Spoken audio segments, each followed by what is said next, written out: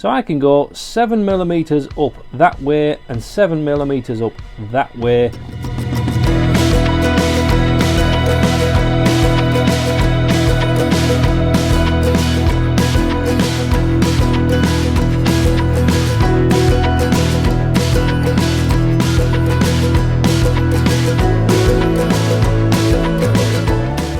Well, hello. We start where we left off. We have the carved body, in as much as it is comfort carved, it's shaped, it's not sanded flat yet, but we'll do all that later. And we have this section here. This is going to be glued onto this top horn. We're going to carve this today into some clouds. So the first thing we're going to do with this is actually sort out this line here. Now, I don't want this flat line to be visible as we go through. I want that to kind of the clouds to go into the guitar in a flowing, nice cloudy fashion. So why did I cut that flat on the last video, I hear you cry? Well, because actually when we start carving things, it's really easy to under carve and not go deep enough, because we've got in our head you can't add more. Once you've carved a section off, you can't put it back. So it's really easy to underdo everything and not actually go deep enough. By cutting out this flat section, I know I've gone deep enough, and then I can be all delicate, making it nice and swoopy and visually pleasing. So how deep can I go into here? Well, if I put that up to there, I want to split the difference. So this depth that we have here, this extra thickness on this piece, I'm going to half that amount. So we've got, whoa, I've got 14mm. Okay, so I can go 7mm up that way and 7mm up that way. So I can bubble that area and I can bubble that area. All will make sense in a second. Right, let's see what we can do.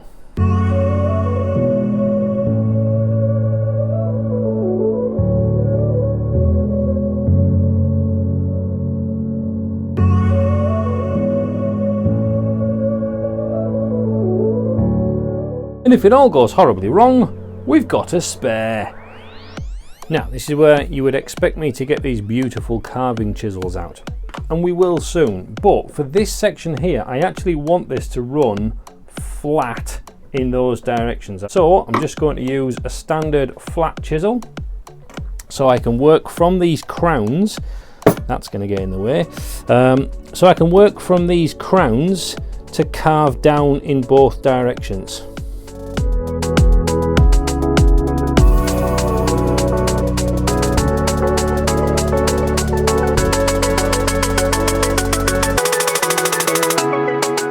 So all I'm doing now is just making sure that there's no high spots that's going to get in the way when we then try and fit this into the actual guitar body.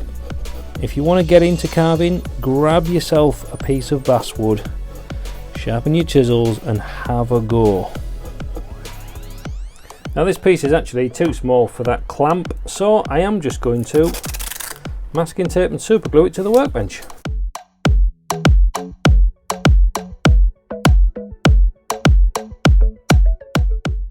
Just make sure you burnish it down.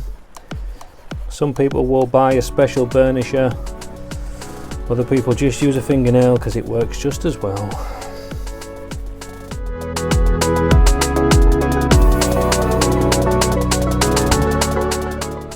There we go.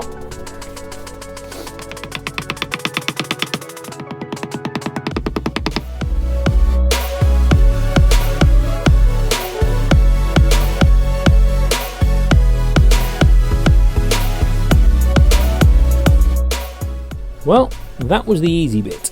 Now, I'll be very honest, I was very tempted to pick up one of my gouges to do some of that work, but I didn't. I stuck with the flat one, purely to show you that you can carve things without having carving chisels, okay?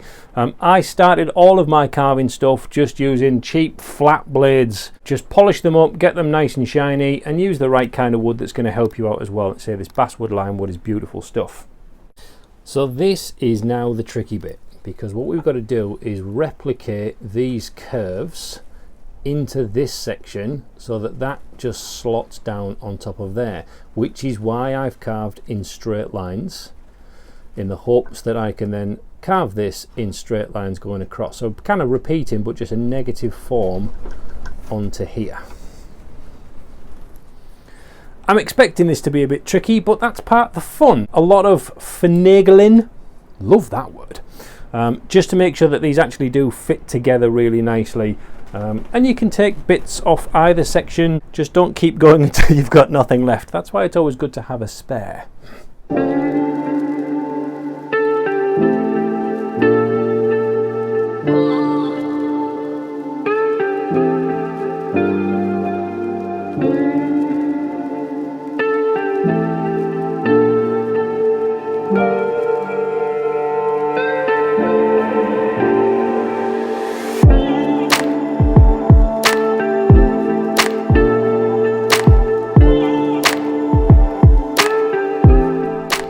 This may take a while.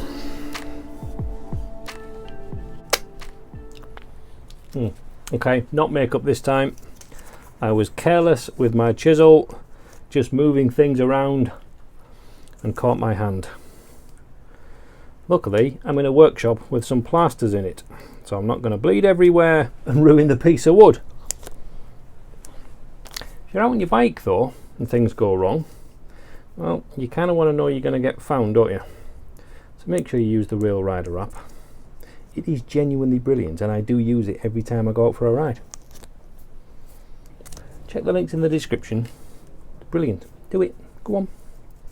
Check it. Okay, right, we've got something like now.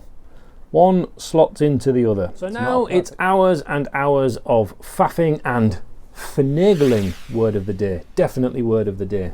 Write that down. Right, I've done the bare minimum of sanding I need to get around this area. As I hate sanding, it's rubbish. And I'd much rather get this piece glued on, because I'm all keen to start carving properly.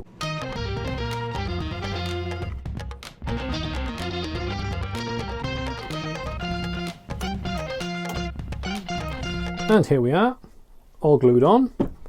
I've done a little shave off there with the plane so we can start drawing and getting these bulgy pieces to actually turn into clouds and flow and be lovely.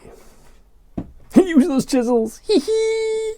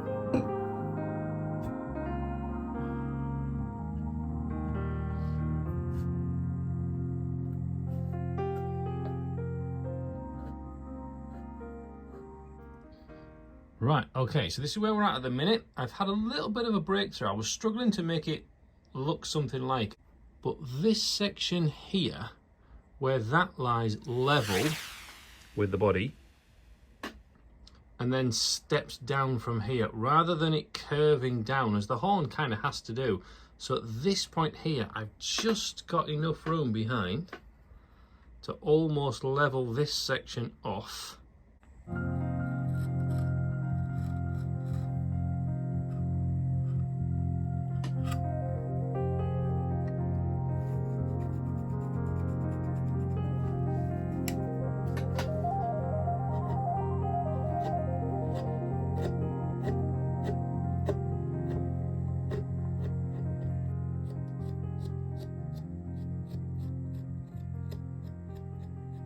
Well, I'm fairly happy with the carved shapes, so what I'm going to do now is go over it with some sandpaper, get some of the tool marks off it.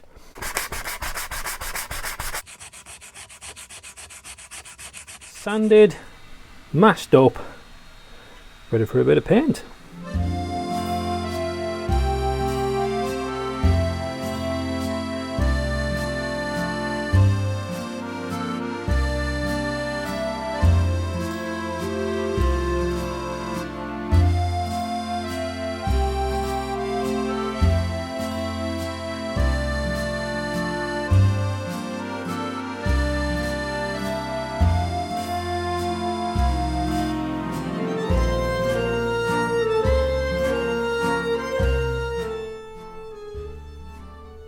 And with that, I'm pretty happy. If you want to watch more carving and find more hints and tips on all the little detail stuff, check out this video here because you'll love it. And until next time, sharpen your tools, God bless, tatty bye.